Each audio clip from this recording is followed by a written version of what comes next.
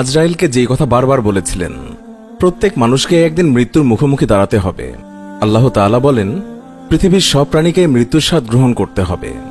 জীবন যার আছে, মৃত্যু তার সুনিশ্চিত। আর দুনিয়াতে সবচেয়ে কষ্টদায়ক মৃত্যু হচ্ছে মানুষের মৃত্যু। হযরত আদম আলাইহিসসালাম থেকে শুরু করে কিয়ামত পর্যন্ত সকল প্রাণীকেই মৃত্যুর স্বাদ গ্রহণ করতে হবে। এমনকি সকল প্রাণীর মৃত্যুর পর মহান আল্লাহ তাআলা আজরাইল আলাইহিসসালামকে আদেশ দেবে সকল ফেরেশতা ও জিন জাতির জান কবজ করতে। মৃত্যুর হাত থেকে আমাদের দিনের নবী হযরত মুহাম্মদ সাল্লাল্লাহু আলাইহি ওয়াসাল্লাম তিনিও রক্ষা পাননি। তবে নবীজি সাল্লাল্লাহু আলাইহি ওয়াসাল্লামের জান কবজের সময় আজরাইল আলাইহিসসালাম বিশেষ কিছু কথা বলেছিলেন। নবীজি সাল্লাল্লাহু আলাইহি ওয়াসাল্লামের জান কবজের সময়ের ঘটনাটি এখন আপনাদেরকে বিস্তারিতভাবে জানাচ্ছি। মুহাম্মদুর রাসূলুল্লাহ সাল্লাল্লাহু আলাইহি ওয়াসাল্লামের জীবনের শেষ মুহূর্ত চলছে। ঠিক সেই সময় একজন লোক এসে সালাম জানিয়ে বললেন, আমি কি ভেতরে আসতে পারি? রাসূলুল্লাহ সাল্লাল্লাহু আলাইহি ওয়াসাল্লামের কন্যা ফাতিমা রাদিয়াল্লাহু তাআলা আনহা বললেন, দুঃখিত, আমার পিতা খুবই অসুস্থ। এই কথা বলে ফাতিমা রাদিয়াল্লাহু তাআলা আনহা দরজা বন্ধ করে রাসূলুল্লাহ সাল্লাল্লাহু আলাইহি ওয়াসাল্লামের কাছে গেলেন। মহানবী সাল্লাল্লাহু আলাইহি ওয়াসাল্লাম বললেন, কে সেই লোক? ফাতিমা বললেন, এই প্রথম আমি তাকে দেখেছি, আমি তাকে চিনি না। রাসূলুল্লাহ সাল্লাল্লাহু আলাইহি ওয়াসাল্লাম বললেন, শোনো ফাতিমা, সে হচ্ছে আমাদের এই ছোট্ট জীবনের অবসানকারী ফেরেশতা আজরাইল। এটা শুনে হযরত ফাতিমার অবস্থা তখন ক্রন্দনরত বোবার মতো হয়ে গিয়েছে। জিবরাইল আলাইহিস সালাম আসলেন, এসে নবীজি সাল্লাল্লাহু আলাইহি ওয়াসাল্লামকে সালাম দিলেন। জিবরাইল আলাইহিস সালাম বললেন, হে আল্লাহর রাসূল, আল্লাহ তাআলা আপনাকে সালাম দিয়েছেন আর জানতে চেয়েছেন আপনি কেমন আছেন। আল্লাহ তাআলা সব জানেন, তারপরেও আপনার মুখ থেকে জানতে চেয়েছেন যে আপনি কেমন আছেন। নবীজি বললেন, আমি বড়ই কষ্টের ভিতরে আছি, অসুস্থ আছি।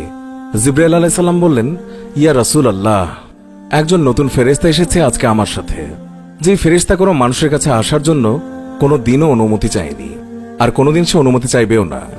শুধু আপনার অনুমতি চাই আপনার কাছে আসার জন্য। আর সেই ফেরেশতার নাম মালাকুল মউত। এরপর মালাকুল মউত রাসূলের অনুমতি নিয়ে রাসূলের জাশন মোবারকের কাছে এসে সালাম দিলেন। আজরাইল আলাইহিস সালাম বললেন, ইয়া রাসূলুল্লাহ, আদম আলাইহিস সালাম থেকে শুরু করে এই পর্যন্ত আমি যত মানুষের জান কবজ করেছি আর কিয়ামত পর্যন্ত যত মানুষের জান কবজ করব, আমি কারো কাছে অনুমতি চাইনি, আর আমার অনুমতি চাইতেও হবে না। কিন্তু আজকে আসার সময় আল্লাহ তাআলা বললেন আমি যেন আপনার অনুমতি চাই। এই সময় নবীজি বললেন, মালাকুল মউত, আমি যদি অনুমতি না দেই? তখন আজরাইল আলাইহিস সালাম বললেন, আপনি যদি অনুমতি না দেন তাহলে আল্লাহ তাআলা আমাকে ফিরে যেতে বলেছেন। রাসূলুল্লাহ সাল্লাল্লাহু আলাইহি ওয়াসাল্লাম বললেন, হে জিবরাইল, আমার উম্মতের কি হবে? আমার উম্মতের নাজাতের কি হবে? জিবরাইল আলাইহিস সালাম বললেন, হে রাসূল, আপনি চিন্তা করবেন না, আল্লাহ ওয়াদা করেছেন আপনার উম্মতের নাজাতের জন্য। তারপর আজরাইল আলাইহিস সালাম আল্লাহর রাসূলের অনুমতি নিয়ে তার জান কবজ করলেন। মালাকুল মউত আজরাইল আরো কাছে এসে ধীরে ধীরে রাসূলের জান কবজ করতে থাকলেন। পাশে দাঁড়িয়ে থাকা জিবরাইলকে রাসূলুল্লাহ গোঙ্গানির সাথে বললেন, ওহ জিবরাইল, এটা কেমন বেদনাদায়ক জান কবজ করা। ফাতিমা রাদিয়াল্লাহু তাআলা আনহা তার চোখ বন্ধ করে ফেললেন। আলী রাদিয়াল্লাহু তাআলা আনহু তার দিকে উপর হয়ে বসলেন, আর জিবরাইল আলাইহিস সালাম তার মুখটা উল্টো দিকে ফিরিয়ে নিলেন। রাসূলুল্লাহ সাল্লাল্লাহু আলাইহি ওয়াসাল্লাম বললেন, হে জিবরাইল, তুমি মুখটা উল্টো দিকে ঘোরালে কেন? আমার প্রতি কি তুমি বিরক্ত? জিবরাইল আলাইহিস সালাম বললেন, হে আল্লাহর রাসূল সাল্লাল্লাহু আলাইহি ওয়াসাল্লাম, সাকারাতুল মউতের অবস্থায় আমি আপনাকে কিভাবে দেখে সহ্য করতে পারি? সেই সময় ভয়াবহ ব্যথায় রাসূলুল্লাহ সাল্লাল্লাহু আলাইহি ওয়াসাল্লাম ছোট্ট একটা গোঙানির শব্দ করলেন। রাসূলুল্লাহ বললেন, হে আল্লাহ, সাকারাতুল মউত বা জান কবজের সময় যতই ভয়াবহ হোক সমস্যা নেই, আমাকে সকল ব্যথা দাও, আমি বরণ করব, কিন্তু আমার উম্মতকে ব্যথা দিও না। রাসূলের শরীরটা ধীরে ধীরে ঠান্ডা হয়ে আসতে লাগলো। তার পা এবং বুক কিছুই নড়ছে না।